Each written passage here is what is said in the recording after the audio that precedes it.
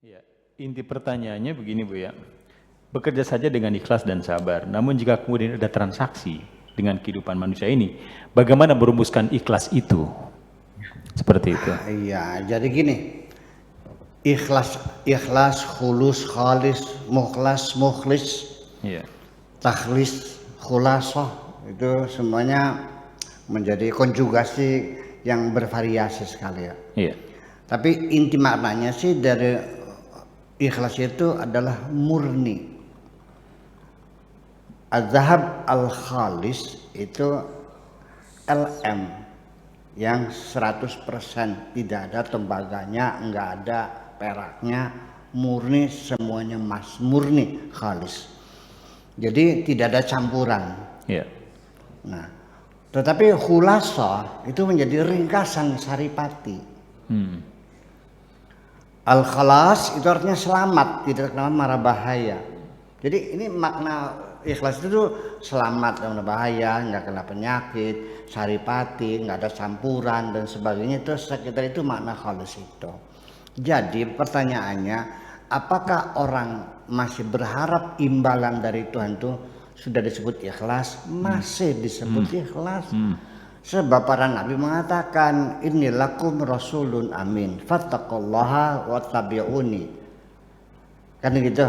Wa ma as'alukum alim min ajrin in ajriya illa ala rabbil alamin. Itu kata-kata para rasul, para nabi ketika berdakwah mengatakan begitu pada umatnya, aku ini diutus oleh Allah untuk membimbing kamu, ikutilah aku, bertakwalah kepada Allah, aku tidak minta upah dari kamu, upahku hanya dari Allah. Berarti para nabi masih mengharapkan imbalan dari Allah. Itu nggak ada masalah, sudah disebut ikhlas kalau mintanya dari Allah. Tapi kalau kepada selain Allah ya tidak ikhlas namanya. Nah sekarang kalau orang saya merasakannya tidak wajar lah kalau saya melakukan apapun lalu berharap imbalan. Dasar imbalan apa? Yang saya tolong pakai Lutfi Amani, dia adalah makhluknya Allah. Saya juga makhluknya Allah. Tangan saya bekerja juga bikinannya Allah. Rezeki yang kau berikan juga dari Allah. Di mana jasaku? Yang menggerakkan hati saya juga Allah juga. Lalu apa yang atas dasar apa saya minta upah? Semuanya Allah yang punya kok. Nah sekarang begini, tukang pos nganterin duit kiriman dari Saudi, anak jadi TKW. Patut enggak Pak Kiai berterima kasih kepada tukang pos yang mengantarkan uang itu? Kepada saya berterima kasihnya kepada yang ngirim dong. Nah saya ini tidak lebih yang sebagai tukang pos menyampaikan titipannya Allah. Allah mengatakan bahwa di dalam hartaku ini ada titipan dari Allah untuk orang-orang yang menderita. Wa fi amwalihim haqqul lisaili wal mahrum. Lalu dasarnya apa? Saya minta upah. Iya, iya.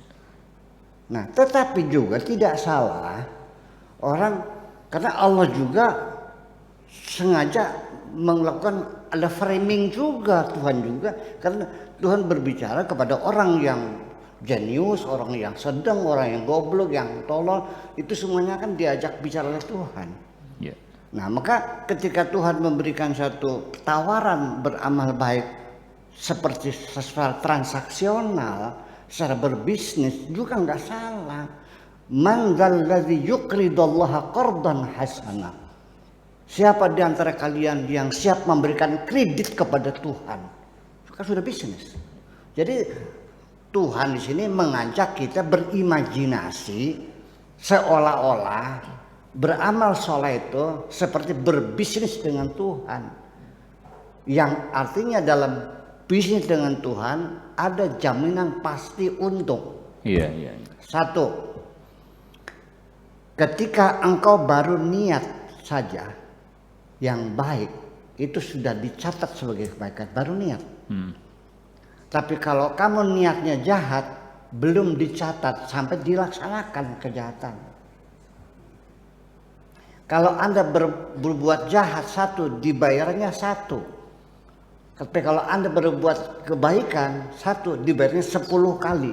Bahkan ketika berkualitas menjadi sahabat sanabil wa fi kulli sumbulatin mi'atu habba, 700 kali. Artinya ada jaminan ketika engkau berbisnis dengan Tuhanmu, dijamin pasti untung. Tapi ternyata buntung semuanya. Ada apa nih masalahnya? Ada masalah dalam diri kita sendiri. Sudah dijamin semacam itu. Jadi artinya tidak salah ketika dia beramal soleh mengharapkan imbalan, enggak masalah. Oke, go ahead, silakan aja itu. Ya kan begitu kan Tuhan juga. Tetapi manggaladzi yukridani, saya yakin bicaranya kepada orang sekelas Abi Hurairah. Bukan sekelas Sayyidina Ali, bukan sekelas Abu Bakar As-Siddiq. Betul enggak? Ya iya, jadi likulli maqamin maqalun.